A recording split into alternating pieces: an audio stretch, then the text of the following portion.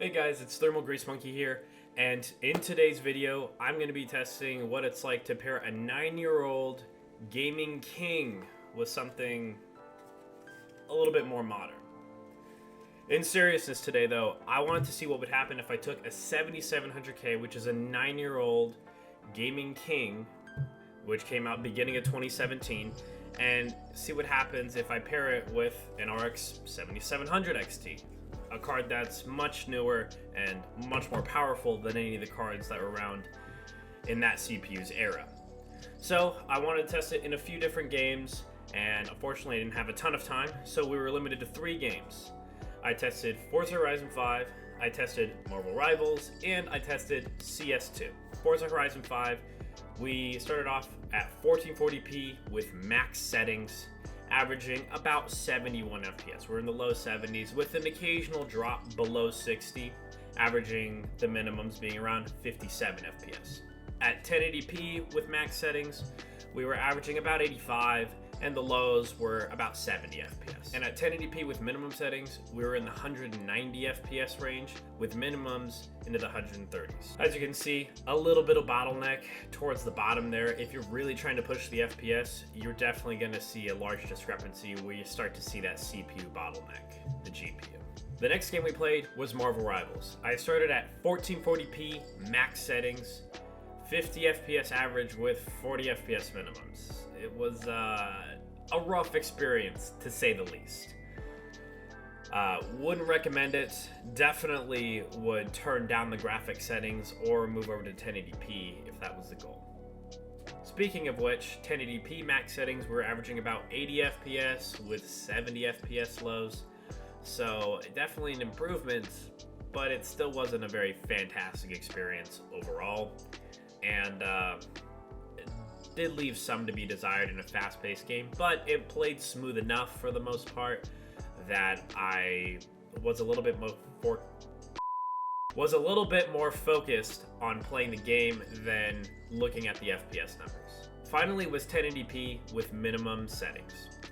130 FPS average, 90 FPS for your lows, and it was a relatively smooth experience for the most part, and definitely a lot more how the game's intended to be played. For 1080p, I mean, depending on what you're looking for, I was wanting to be more around the 100 FPS mark, so probably I'd put things at 1080p medium to high settings, and I'd likely get the performance that I'm looking for. For our third game we played CS2, and just played a couple quick matches and went through just to see how it performed. At 1440p max settings, we were getting about 160 FPS with 145 FPS lows, and overall it did a really good job. At 1080p max settings, averaging about 170 with 150 FPS lows, and 1080p minimum, we were around 200 with 170 FPS lows, but definitely a CPU bottleneck is at hand here. It did as well as it could, but for a game like CS, or CS2 in this case, you're definitely going to be limited on the CPU side of things. So if you're trying to be hitting 300 to 400 FPS, that's very unlikely to happen. If you're okay with being in the 100 to 200 FPS range though, the 7700K does hold up fairly well. There was a fourth game I wanted to test with the i7 and the 7700 XT. Unfortunately though, I wasn't able to get very accurate metrics for it. It was Call of Duty Black Ops 6. And I still want to at least show the footage of Black Ops 6 while it's being played. The footage I had running here, I did put a frame rate limiter on the system because when I let it just fly by itself, we tended to have a lot of stuttering issues. And once I put a frame rate limiter, then it really smoothed things out quite a bit. Your mileage may vary, but for me, anything at 60 it ran fine.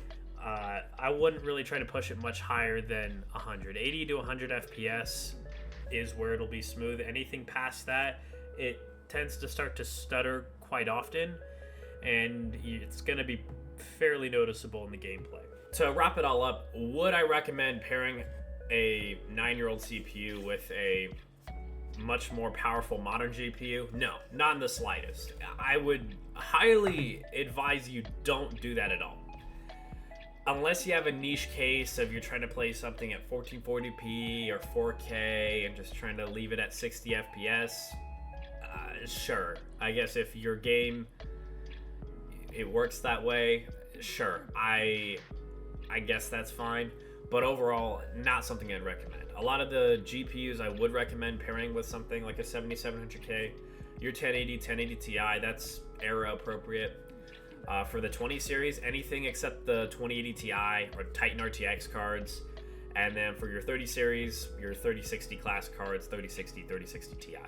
Anything much higher than that, your 3070, 3080, 3090, it's too much. And your 40 and 50 class cards, you're going to run into PCIe limitations super quickly, so I really can't recommend it. For the AMD Radeon side of things, RX 5000 series, RX 6600 class cards, anything higher than that, again, you're running into the same problem. Bottlenecks, and anything much newer, which this definitely was, you do run into some PCIe limitations as well on the card. So, and as far as Intel cards, it doesn't have new enough features to really support Intel cards very well either. So you're going to run into issues again there. So I do really hope you guys enjoyed, though, the video.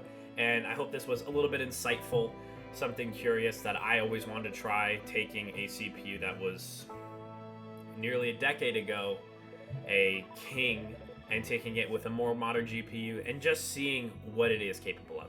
So I hope you guys did enjoy the video. I do have a couple more videos planned coming up, so please keep tuned in. Please keep tuned in. What am I? Please stay tuned in, and I will have those videos up in the coming weeks. If you guys enjoyed the video, please hit the like button. I'd really appreciate it. If you guys enjoy my video or upcoming videos, please hit subscribe, because I do plan on rolling one out a week. So I'll see you guys next time. Bye-bye.